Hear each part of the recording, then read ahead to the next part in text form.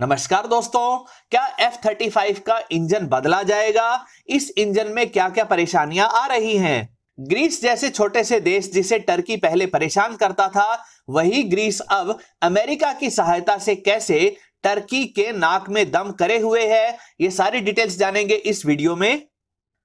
नमस्कार दोस्तों, मेरा नाम है अमित और मैं स्वागत करता हूं आपका अमित अपडेट्स चैनल पर। तो चलिए दोस्तों शुरू करते हैं। विक्की कुमार जी का सवाल है कि क्या टर्की वाकई ग्रीस से डरने लगा है और इसके पीछे असलियत में अमेरिका तो नहीं? दोस्तों, जो टर्की आए दिन ग्रीस को धमकाने का काम करता था और जिस टर्की के फाइटर जेट्स अक्सर ग्रीस की एयर स्पेस में घुस जाते थे, वही टर्की अब शिकायत कर रहा है कि उनके एक F-16 को ग्रीस के S-300 एयर डिफेंस सिस्टम द्वारा रडार लॉक किया गया था। कोई भी एयर डिफेंस सिस्टम पहले फाइटर जेट को ट्रैक करता है और जब वह फाइटर जेट उस एयर डिफेंस सिस्टम की मिसाइल्स की रेंज में होता है, तब उस फाइटर जेट को रडार लॉक करके उसको डिस्ट्रॉय करने के लिए मिसाइल्स लॉन्च कर दी जाती हैं। टर्की का दावा है कि F-16 के रडार लॉक वार्निंग सिस्टम से उन्हें पता चला कि S-300 ने उनके F-16 को रडार लॉक कर लिया है। हालांकि S-300 एयर डिफेंस सिस्टम से टर्की के F-16 को डिस्ट्रॉय करने के लिए कोई मिसाइल लॉन्च नहीं की गई।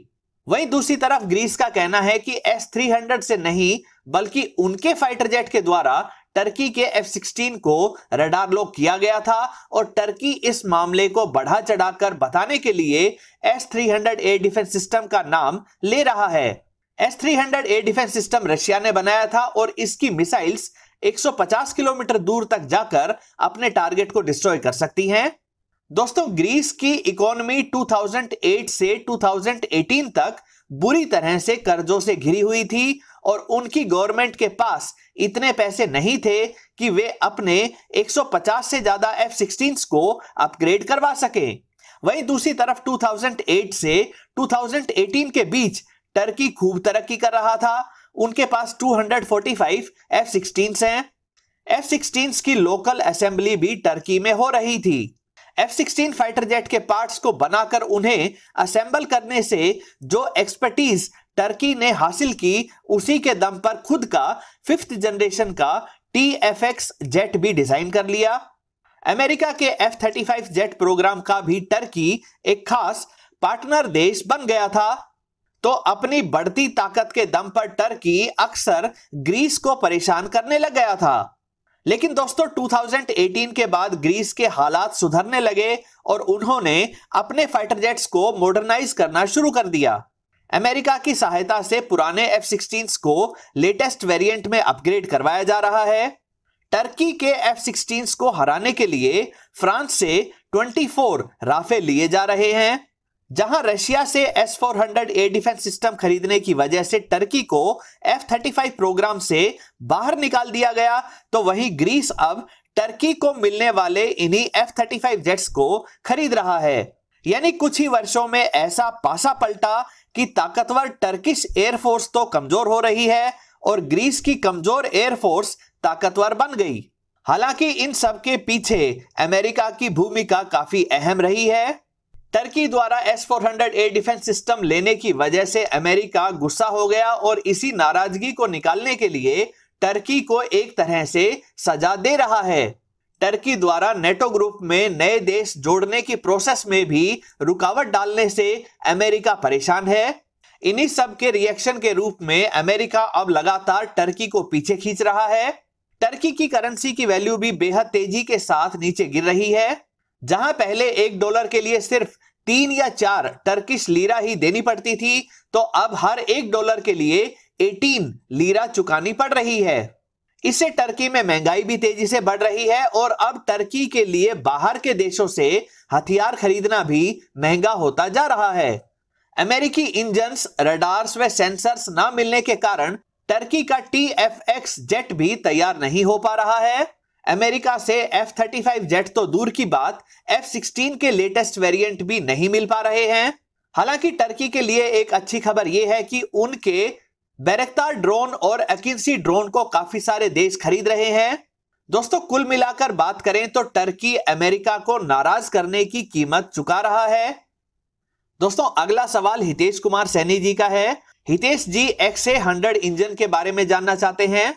दोस्तों इस समय अमेरिकी F-35 फाइटर जेट की डिमांड काफी ज्यादा है। खुद अमेरिका भी 2500 से ज्यादा F-35 की यूनिट्स को खरीदेगा और लगभग 1500 F-35 को अलग अलग देश खरीद रहे हैं, जिन्हें अगले 40 से 50 वर्षों तक उड़ाया जाएगा। जब F-35 प्रोग्राम को शुरू किया गया था तो इसके लिए बेहद ताकतवर इंजन की आवश्यकता थी और उस समय प्रैट एंड विटनी और GE कंपनी ने अलग अलग इंजन बनाकर इसके लिए पेश किए गए थे।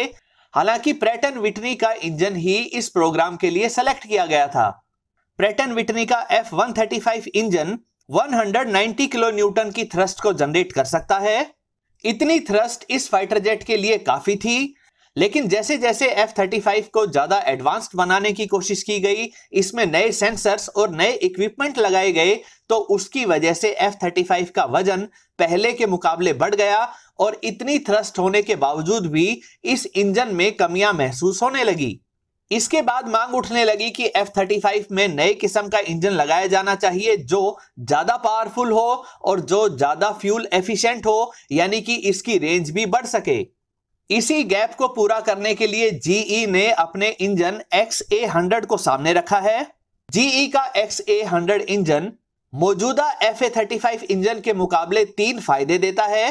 पहला फायदा तो यह कि यह मौजूदा F-35 के इंजन से लगभग 10 to 15% ज्यादा थ्रस्ट को जनरेट करता है, यानी ये 200 किलो न्यूटन से ज्यादा की थ्रस्ट को बना पा रहा है, जो F-35 के भारी होने की समस्या को भी दूर कर सकता है। लेकिन सबसे बड़ा फायदा है इसके अडेप्टिव होने का, यानी कि जब ज्यादा थ्रस्ट की आवश्यकता नहीं हो तब इसकी फ्यूल एफिशिएंसी काफी ज्यादा बढ़ जाएगी और जब आउटराइट परफॉर्मेंस दिखाने की बात आए तो यही इंजन 200 किलो न्यूटन से ज्यादा की थ्रस्ट को प्रोवाइड कर सके। यह कुछ उसी तरह से है जैसे आजकल की मॉडर्न कार्स में अलग अलग ड्राइविंग मोड आते हैं, जिसमें इको मोड पर आपको कहीं ज्यादा माइलेज मिलती है तो वहीं स्पोर्ट्स मोड पे आपको इंजन की पूरी पावर फील होती है, हालांकि फ्यूल एफिशिएंसी कुछ कम जरूर हो जाती है।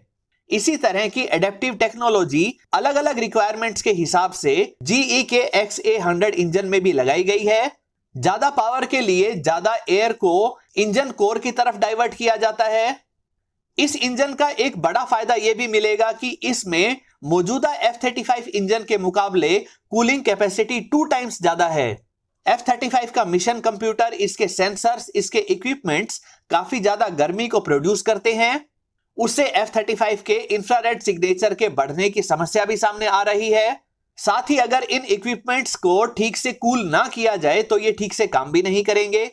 जो नया इंजन GE ने सामने रखा है उसका कूलिंग मैकेनिज्म काफी अच्छा है, यानी मौजूदा समय में F-35 में जितने भी सेंसर्स और इक्विपमेंट लगे हुए हैं उनके टेम्परेचर को कम करने में भी यह इंजन सहायता करता है। सबसे बड़ी बात यह है कि यह मौजूदा इंजन के ही आकार का है, यानी इसके लिए F-35 में मॉडिफिकेशंस नहीं करने पड़ेंगे। आगे बनने वाले नए F-35 में डायरेक्टली इस इंजन को लगाया जा सकता है और पुराने F-35 में जब इंजन रिप्लेसमेंट की बारी आए तो उस समय प्रैट एंड विटनी इंजन की जगह पर GE का यह नया इंजन लगाया जा सकता है। GE का कहना है कि उनका इंजन ज्यादा वर्सेटाइल है और यह ज्यादा रिलायबल है, यानी कि यह प्रैट एंड विटनी के इंजन से कहीं ज्यादा सर्विस लाइफ रखता है। F-35 प्रोग्राम पहले ही काफी ओवर बजट हो चुका है और इंजन चेंज की वजह से इसका बजट और ज्यादा बढ़ जाएगा।